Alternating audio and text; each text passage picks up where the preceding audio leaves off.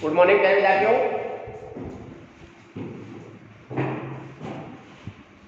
पिछली क्लास में अपन ने बात कर रहे थे रासायनिक अभिक्रिया व रासायनिक समीकरण। रासायनिक अभिक्रिया का अर्थ अपन ने बताया था किसी पदार्थ में रासायनिक परिवर्तन होना ही क्या कहलाता है, रासायनिक अभिक्रिया। किसी पदार्थ में रासायनिक परिवर्तन का होना ही क्या कहलाता है, रासायनिक अभिक्रिया। फिर उसके पश्चात रासायनिक अभिक्रिया को डिटेल में पढ़ने से पहले अपने पास शब्द आया था दूसरा रासायनिक समीकरण। तब उससे पहले क्या कहा था, किसी पदार्थ में रासायनिक परिवर्तन होना ही क्या कहलाता है, रासायनिक अभिक्रिया। अब रासायनिक अभिक्रिया के संदर्भ में दो शब्द अपन काम में लेते हैं या मूल दो शब्द होते हैं।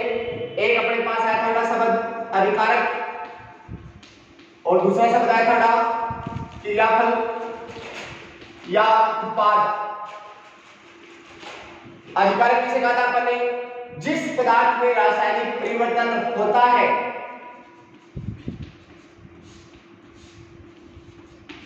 उस पदार्थ को अभिकारक कहते हैं। और रासायनिक अभिक्रिया में जिस पदार्थ में परिवर्तन के फलस्वरूप जो पदार्थ बनता है उस पदार्थ क्या कहते हैं, क्रियाफल कहते हैं। क्या कहते हैं, क्रियाफल। अब दो शब्द आ गए, अभिकारक और क्रियाफल। अभिकारक जिस पदार्थ में परिवर्तन रासायनिक परिवर्तन होता है उसे अभिकारक, और रासायनिक परिवर्तन के फलस्वरूप जो पदार्थ बनता है उसे क्या कहते हैं, क्रियाफल कहते हैं। अब अपने पास शब्द अपन ने क्या किया, पहले रासायनिक अभिक्रिया पढ़ने से पहले अपन को पढ़ना है थोड़ा सा रासायनिक समीकरण। तब अपन ने कहा किसी रासायनिक अभिक्रिया में भाग लेने वाले अभिकारक व क्रियाफल को प्रतीक व अणुसूत्र के रूप में लिखना क्या कहलाता है, रासायनिक समीकरण। रासायनिक समीकरण का अर्थ हो गया रासायनिक अभिक्रिया में भाग लेने वाले अभिकारक व क्रियाफल को किसके रूप में लिखना बेटा, प्रतीक व अणुसूत्र के रूप में लिखना क्या कहलाता है, रासायनिक समीकरण। या तो हम कह सकते हैं कि रासायनिक समीकरण रासायनिक अभिक्रिया का संक्षेप है जिसको किसके रूप में, प्रतीक व अणुसूत्र के रूप में दर्शाया जाता है। अगला पॉइंट अपन ने लिया था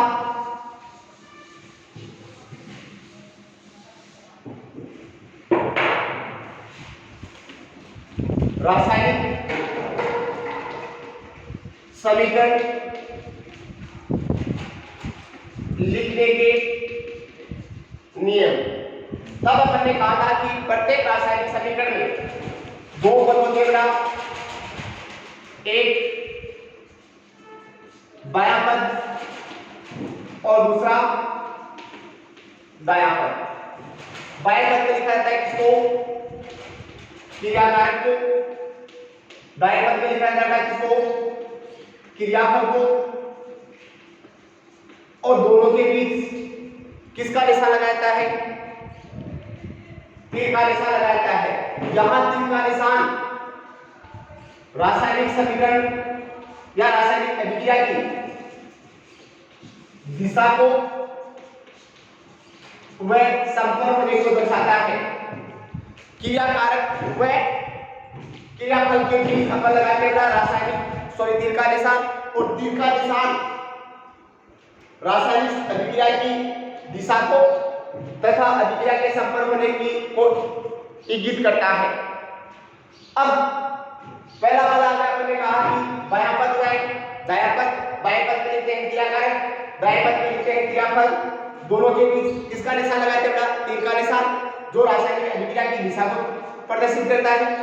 तीसरा, यदि किसी रासायनिक अभिक्रिया में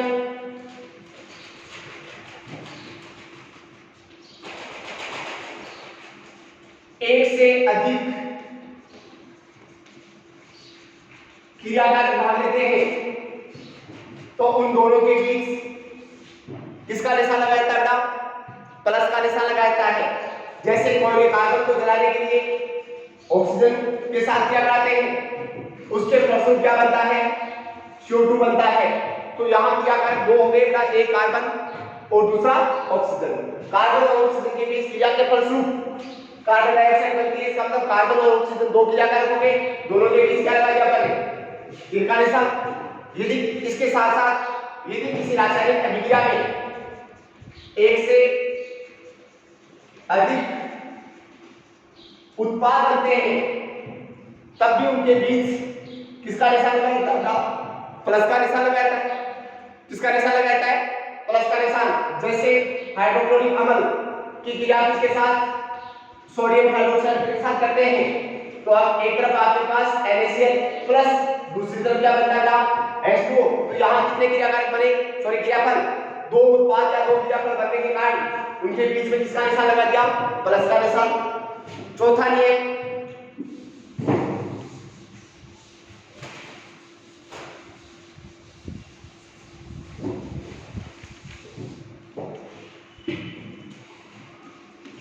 रासायनिक अभिक्रिया में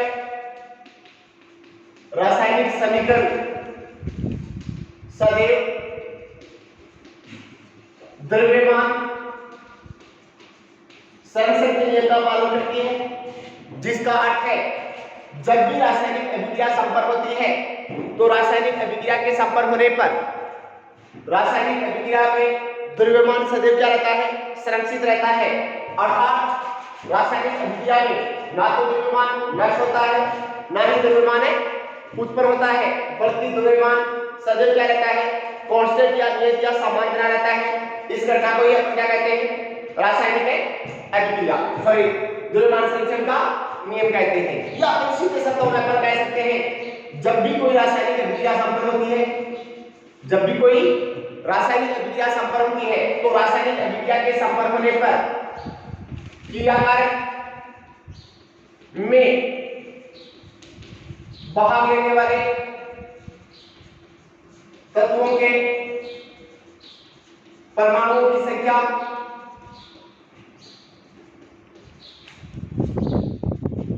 रासायनिक अभिक्रिया के फलस्वरूप होने वाले क्रियाकों के परमाणुओं की संख्या की क्या होती है, बराबर होती है।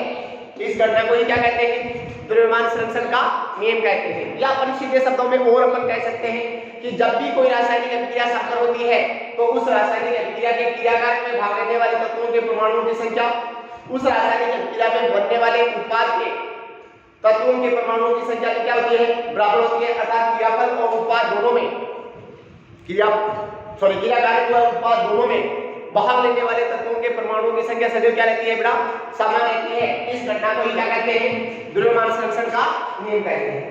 अब द्रव्यमान संरक्षण के नियम के आधार पर रासायनिक अभिक्रिया दो प्रकार की होती है। नंबर 1 कंकाली समीकरण, नंबर 2 संतुलित समीकरण। नंबर 1 कंकाली समीकरण, नंबर 2 संतुलित समीकरण। कंकाली समीकरण का क्या है, जब किसी रासायनिक अभिक्रिया में भाग लेने वाले क्रियाकारक और बनने वाले क्रियाफल में परमाणुओं की संख्या समान नहीं हो तो ऐसे समीकरण क्या कहते हैं, कंकाली समीकरण। और किसी रासायनिक अभिक्रिया में भाग लेने वाले क्रियाकारक या क्रियाफलों में जब परमाणुओं की संख्या समान होती है या तत्वों के परमाणुओं की संख्या समान होती है तो ऐसे समीकरण क्या कहते हैं, संतुलित समीकरण कहते हैं। पहले आपको कंकाली समीकरण का एक उदाहरण देता हूं। जैसे अपन एग्जांपल देते हैं, अभी जस्ट अपन ने एग्जांपल दिया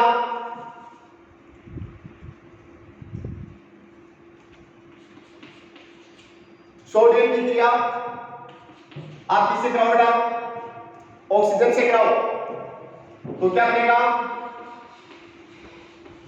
Na2O, सोडियम ऑक्साइड। सूत्र आपको बनाना मैंने सिखाया है। क्या कर रहा है, सोडियम की जब ऑक्सीजन के साथ क्रिया कराते हैं तो सोडियम ऑक्साइड बनता है। सोडियम ऑक्साइड का सूत्र क्या बना, Na2O, क्योंकि यहां अणुसूत्र का नियम अपन को तो अणुसूत्र में प्रतीक के रूप में लिखना है समीकरण को। अब Na2O, तो ये समीकरण संतुलित है या कंकाली, तो देखो क्रियाकारक में सोडियम के परमाणु की संख्या कितनी है, 1, जबकि दूसरी तरफ क्रियाफल में सोडियम परमाणु की संख्या कितनी है, 2। तो दोनों तरफ सोडियम के परमाणुओं की संख्या समान नहीं है। इसका मतलब ये समीकरण कैसी हुई बेटा, कंकाली समीकरण। यहां ऑक्सीजन के परमाणु की संख्या कितनी है, क्रियाकारक में 2 और क्रियापद में कितने हैं 1, इसका मतलब क्या नहीं है बेटा संतुलित नहीं है। और दूसरी तरफ संतुलित समीकरण किसे कहते हैं जब किसी समीकरण में भाग लेने वाले क्रियाकारक की संख्या दोनों तरफ क्या हो या क्रियाकारक व क्रियापदों में परमाणुओं की संख्या या तत्वों के परमाणुओं की संख्या समान हो तो ऐसी समीकरण क्या कहते हैं संतुलित समीकरण। क्या कहते हैं संतुलित समीकरण। अब सबसे पहले आपको कंकाली समीकरण को किसमें कन्वर्ट करना आना चाहिए बेटा संतुलित समीकरण में रूपांतरण करना आना चाहिए। अब कंकाली समीकरण को संतुलित समीकरण में कैसे रूपांतरण करते हैं तो सबसे पहले जब भी आप किसी रासायनिक अभिक्रिया की समीकरण लिखते हो तो वो अणुसूत्र के आधार पर लिखी जाती है न कि द्रव्यमान संरक्षण के नियम के आधार पर। जैसे अपन एक एग्जांपल लेते हैं बेटा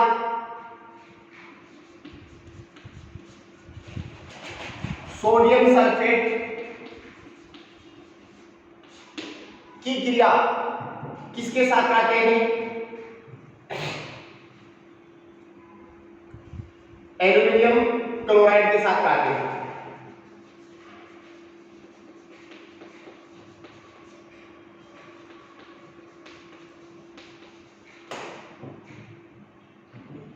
तो उसके फलस्वरूप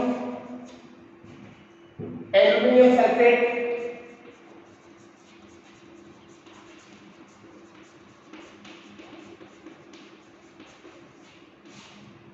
प्लस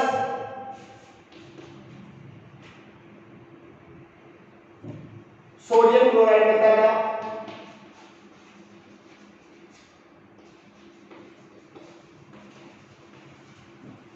अब ये आपके पास रासायनिक अभिक्रिया हो गई। इस रासायनिक अभिक्रिया को आपको किस रूप में लिखना है रासायनिक समीकरण के रूप में। और रासायनिक समीकरण का अर्थ क्या है रासायनिक अभिक्रिया में भाग लेने वाले क्रियाकारक कितने क्रियाकारक होंगे बेटा 2 क्रियाकारक वे कितने क्रियाफल होंगे 2 क्रियाफल होंगे। इनको अणुसूत्र व किसके रूप में लिखना प्रतीक के रूप में लिखना क्या कहलाता है रासायनिक समीकरण। तो सबसे पहले आपको क्या करना है उसे समीकरण का रूप दो। अब सोडियम सल्फेट का अणुसूत्र क्या बनेगा सोडियम Na सल्फेट का प्रतीक SO4 Na की संयुक्ता +1 सल्फेट की आपको पता है मैंने पूरा लिखा रखा है आपको -2 वजन गुना कर दोगा क्या बन जाएगा Na2SO4 प्लस एल्यूमिनियम क्लोराइड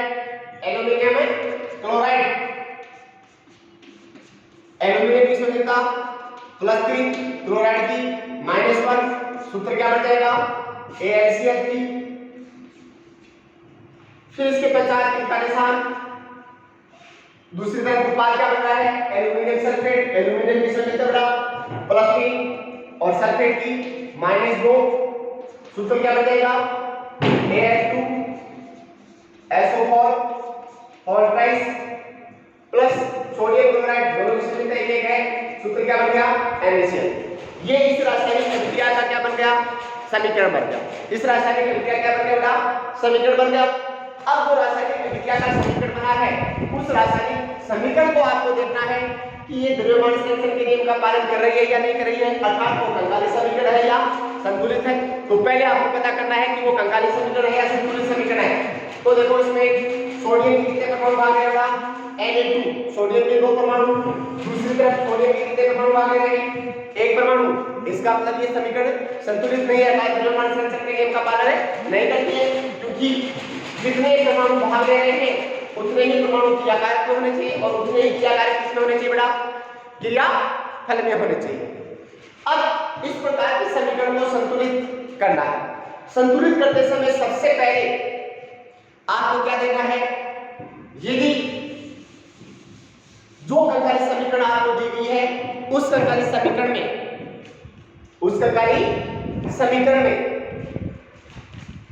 कोष्टक वाली संख्या है या नहीं है।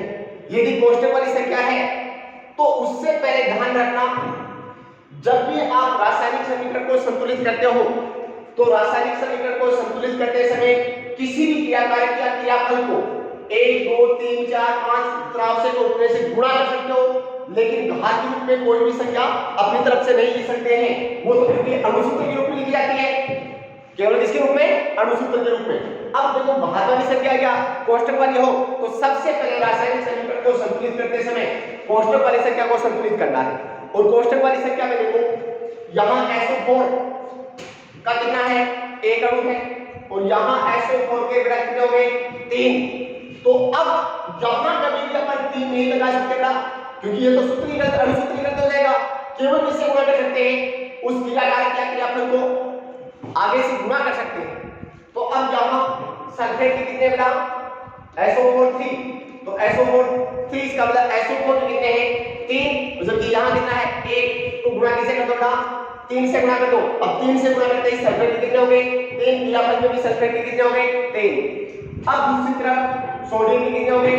Na3Na2, तो गुणा कर दो बेटा, बाहर वाली को गुणा कर दो आगे वाली संख्या से, तो सोडियम के कितने हो गए? 6, 3 दूनी 6, और यहाँ सोडियम के कितने हैं? 1, कितने से गुणा कर दो? 6। अब दूसरी तरफ बात चलो बेटा, एल्यूमीनियम के आपके पास कितना है? 1, और यहाँ एल्यूमीनियम के कितने हैं? 2, तो किससे गुणा कर दो? एल्यूमीनियम को 2 से गुणा कर दो। अब क्लोरीन के कितने हो गए? 3 दूनी 6, और यहाँ भी 6। अब देखो सल्फेट के कितने बेटा? SO4 क्रियाकारक में 3, और क्रियाफल में भी 3। सोडियम के कितने हैं? Na के कितने हैं?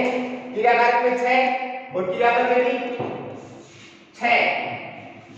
फिर यहाँ एल्यूमीनियम के बेटा यहाँ 2, और इस तरफ भी एल्यूमीनियम के 2, तो एल्यूमीनियम के 2 2, Cl के 3 दूनी 6, और यहाँ 6। ये समीकरण Cl की क्या होगी बेटा? तो अब ये समीकरण कौन सी बन गई आपके पास है? कंगाली समीकरण से कौन सी बन गई? संतुलित हो गई। कौन सी हो गई? संतुलित हो गई। दूसरा एग्जांपल लेते हैं।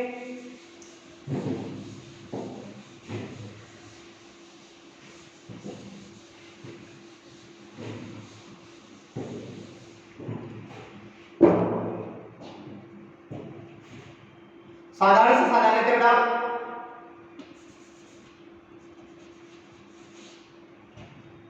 मैग्नीशियम को दहन करते हैं तो क्या बनेगा? Magnesium oxide. या तो फिर इसका रासायनिक समीकरण लिखते हैं। मैग्नीशियम को जलाते हैं, जलाने के लिए सबसे बड़ा किसकी आवश्यकता पड़ती है? ऑक्सीजन की। क्या बनेगा? मैग्नीशियम में ऑक्साइड। अब मैग्नीशियम का प्रतीक बेटा एक परमाणु है Mg, ऑक्सीजन प्लस O2, क्या बनेगा? Magnesium oxide. मैग्नीशियम ये Mg हो गया, ये ऑक्सीजन का O हो गया, मैग्नीशियम की संयोजकता +2, ऑक्सीजन की संयोजकता -2, संयोजकता समान होने काट करते सूत्र क्या बन गया? Mg। अब ये समीकरण संतुलित है या नहीं है? नहीं है, क्योंकि यहाँ देखो मैग्नीशियम का 1, इस तरफ भी मैग्नीशियम का 1 बराबर है, लेकिन ऑक्सीजन के यहाँ कितने परमाणु? 2 परमाणु, लेकिन यहाँ ऑक्सीजन के कितने परमाणु है? 1 परमाणु। तो संतुलित करने के लिए यहाँ क्या लगा दो बेटा? 2 लगा दो, तो मैग्नीशियम के भी 2 परमाणु, ऑक्सीजन के भी 2 परमाणु, ऑक्सीजन के इस तरफ भी 2 परमाणु, इस तरफ भी 2 परमाणु, लेकिन मैग्नीशियम का इस तरफ 1 परमाणु, इस तरफ है 2 परमाणु। यहाँ क्या लगा दिया? 2 लगा दिया। अब ये समीकरण क्या हो गई बेटा? संतुलित हो गई। संतुलित होने का मतलब वो द्रव्यमान संरक्षण के नियम का क्या कर रही है? पालन कर रही है। और उदाहरण लेते हैं।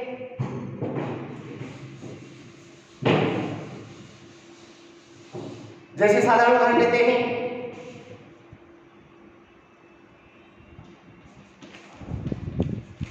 सल्फ्यूरिक अम्ल की क्रिया बेटा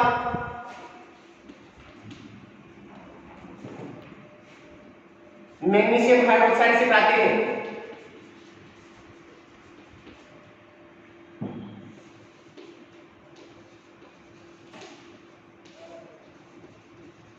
तो एक तरफ आपके पास बनता है ना मैग्नीशियम सल्फेट प्लस दूसरी तरफ बनता है ना जल। अब इस आप समीकरण के रूप में लिखो, अभिक्रिया को समीकरण के रूप में लिखते हैं तो सल्फ्यूरिक अम्ल का सूत्र बेटा H2SO4, मैग्नीशियम हाइड्रोक्साइड का सूत्र है MgOH और ट्वाइस क्या बना magnesium sulphate MgSO4 plus H2। अब ये संतुलित है या नहीं है, तो एक एक परमाणु को यहाँ पे क्वांटम वाली संख्या है, दोनों तरफ है नहीं, तो एक एक परमाणु को देखो बेटा, यहाँ SO4 के कितने हैं एक, यहाँ SO4 के कितने बेटा एक, यहाँ मैग्नीशियम का परमाणु एक, यहाँ मैग्नीशियम का परमाणु एक, यहाँ हाइड्रोजन के कितने हो गए दो, और दो दूनी बेटा ये क्योंकि OH के कांस्टेंट में दो है और ट्वाइस है, और ट्वाइस इसका मतलब ऑक्सीजन के दो परमाणु हो गए और H के भी दो परमाणु हो गए, एक तो अपन बेटा U लिखते हैं OH2। अब इस OH2 में तो क्या है ऑक्सीजन में कितना परमाणु है एक, और हाइड्रोजन में कितने परमाणु है दो, और एक अपन लगाते हैं OH और ट्वाइस लगाते हैं, इसका मतलब ऑक्सीजन के भी दो हो गए और हाइड्रोजन के भी कितने हो गए दो, तो यहाँ हाइड्रोजन के टोटल कितने हो गए बेटा दो इस तरफ और दो ये, तो हाइड्रोजन कितने हो गए चार, और दूसरी तरफ हाइड्रोजन के आपके पास कितने आ रहे दो, तो दो से गुणा कर दो बेटा हाइड्रोजन कितने हो गए चार, अब ऑक्सीजन के भी कितने हो गए बेटा दो, और ऑक्सीजन के भी कितने हो गए दो, दोनों तरफ क्या क्या करते हैं अपन, ऑक्सीजन के परमाणु भी समान हो गए, हाइड्रोजन के परमाणु भी, सल्फर के परमाणु भी, मैग्नीशियम के परमाणु भी क्या हो गए समान। अब इसका मतलब ये क्या हो गया बेटा द्रव्यमान संरक्षण के नियम का समीकरण क्या कर रही है पालन कर रही है। ओम उदाहरण लेते हैं,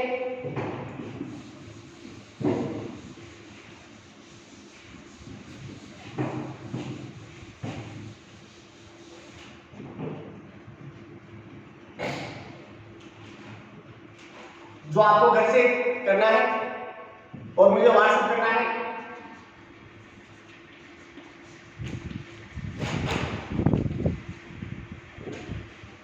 एल्यूमिनियम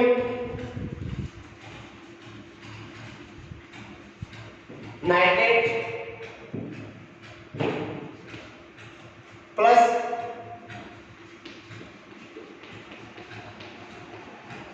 मैग्नीशियम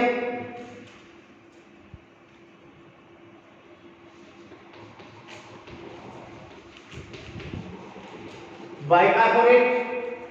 एल्यूमिनियम नाइट्रेट जब मैग्नीशियम बाइकार्बोनेट के साथ क्रिया करता है तो क्रिया के फलस्वरूप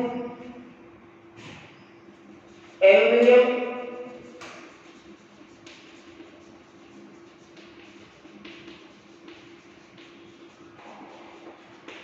बाइकार्बोनेट प्लस मैग्नीशियम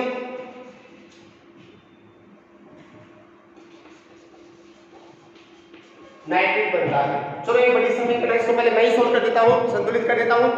तो अब ये आपके पास रासायनिक अभिक्रिया है, इस रासायनिक अभिक्रिया को पहले आप इसके रूप में लिखो बेटा समीकरण के रूप में एल्यूमिनियम नाइट्रेट, एल्यूमिनियम का Al नाइट्रेट का बेटा NO3 नाइट्रेट की संयोजकता नाइट्रिक अम्ल से एक हाइड्रोजन क्या था याद करो संयोजकता -1 एल्यूमिनियम की एक्सियल बॉन्ड जस्ट निकालिए +3 सूत्र क्या बन गया AlNO3 और ट्राइस।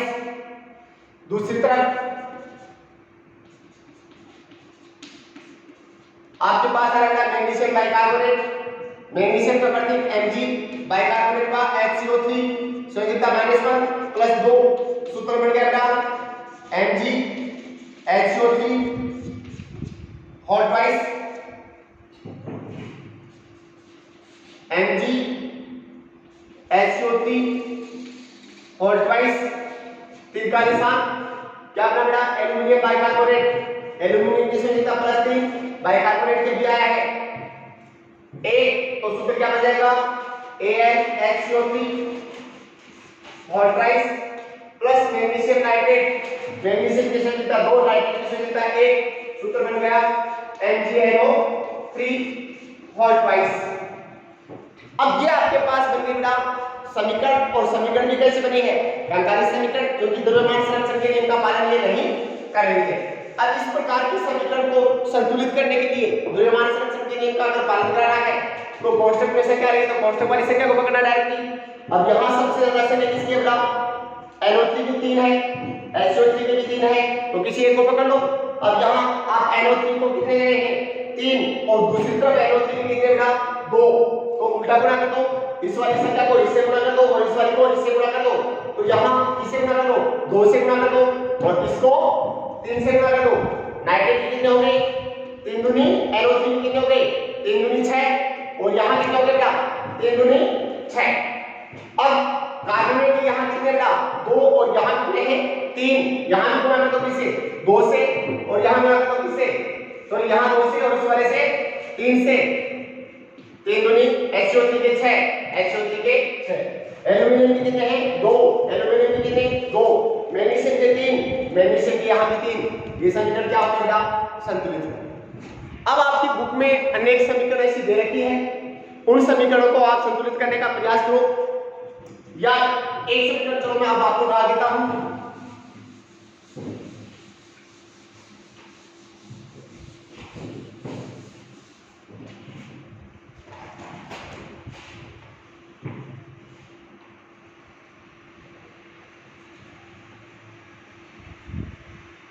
जैसे अपन लेते बेटा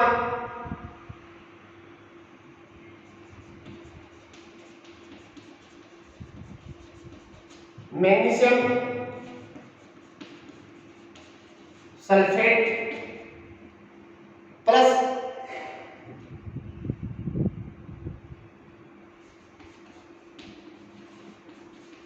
aluminium oxide,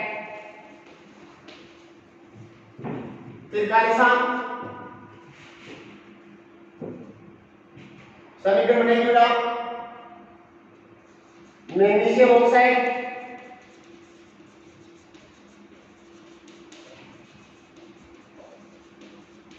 plus aluminium sulphate.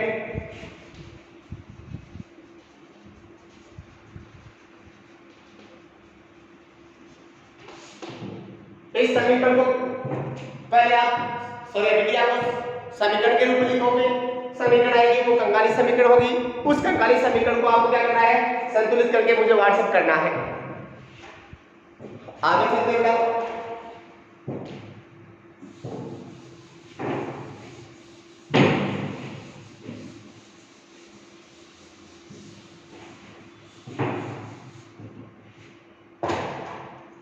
अपन रासायनिक समीकरण के नियम लिखने के नियम बता रहे थे, जिसमें पहला आया था प्रत्येक रासायनिक समीकरण को लिखते समय दो पद लेते काम में, एक बायां पद दोबारा से पद लगा बेटा और दूसरा दायां पद। बाएं पद में अपन लिखते हैं बेटा किसको, क्रियाकारक को, दाएं पद में लिखते हैं क्रियाफल को। दोनों के बीच किसका निशान लगाते हैं, तीर का निशान। तीर का निशान रासायनिक अभिक्रिया के संपर्कों की दिशा को दर्शाता है। तीसरा दूसरा गुण अपन ने लिया था यदि क्रियाकारक या क्रियाफल की संख्या एक से अधिक हो तो दोनों के बीच प्लस का निशान लगाते हैं। तीसरा गुण रासायनिक अभिक्रिया सदैव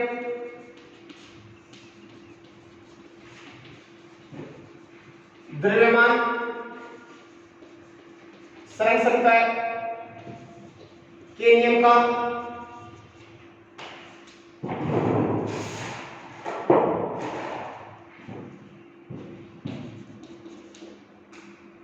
पालन करती है।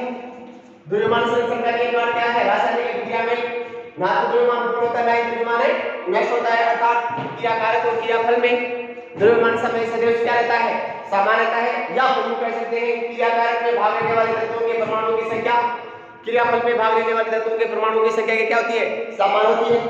फिर इसके पश्चात अपन ने कहा यदि समीकरण द्रव्यमान संरक्षण के नियम का पालन नहीं करती है तो ऐसे समीकरण को अपन ने क्या कहा बेटा, कंगाली समीकरण।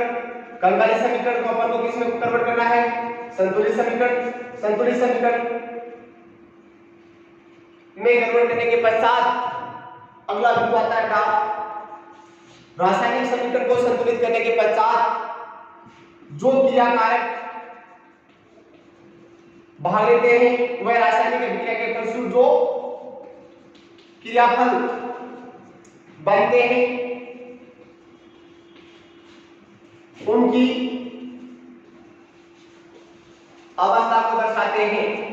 अवस्था का मतलब क्या, पदार्थ या क्रियाकारक और क्रियाफल तीन अवस्था में होते हैं। नमस्कार, यदि क्रियाकारक कौन सी अवस्था में बेटा, द्रवावस्था में, तो उस क्रियाकारक के ब्रैकेट में शॉर्ट में एल लिखते हैं, क्योंकि द्रव को इंग्लिश में लिक्विड कहते हैं, लिक्विड से एल। यदि ठोस अवस्था में बेटा ठोस को इंग्लिश में सॉलिड कहते हैं, और सॉलिड से ब्रैकेट में क्या लिखते हैं, एस लिखते हैं। और यदि क्रियाकारक कौन सी अवस्था में बनता है, गैसीय अवस्था में, तो शॉर्ट में क्या लिखते हैं, जी लिखते हैं। अब जैसे अपन ने कहा मैग्नीशियम की ऑक्सीजन के साथ क्रिया करते हैं तो क्या बनता है, मैग्नीशियम ऑक्साइड। अब मैग्नीशियम सॉलिड अवस्था में है तो ब्रैकेट में लिख दिया एस, ऑक्सीजन गैसीय अवस्था में है तो ब्रैकेट में क्या लिख दिया, जी। मैग्नीशियम ऑक्साइड चूर्ण बनता है एस अवस्था में। फिर इसके पश्चात अगला पॉइंट आता है बेटा, यदि क्रियाकारक या क्रियाफल का क्रियाफल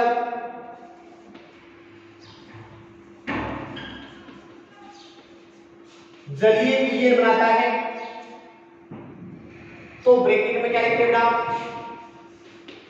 एक बस लिखते हैं। जैसे NaCl प्लस H2O, सॉरी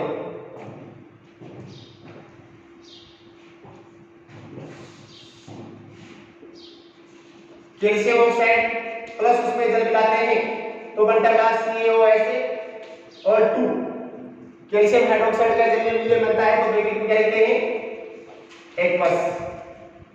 फिर इसके पश्चात अगला पॉइंट लिखते हैं बेटा, जब रासायनिक अभिक्रिया संपन्न होती है,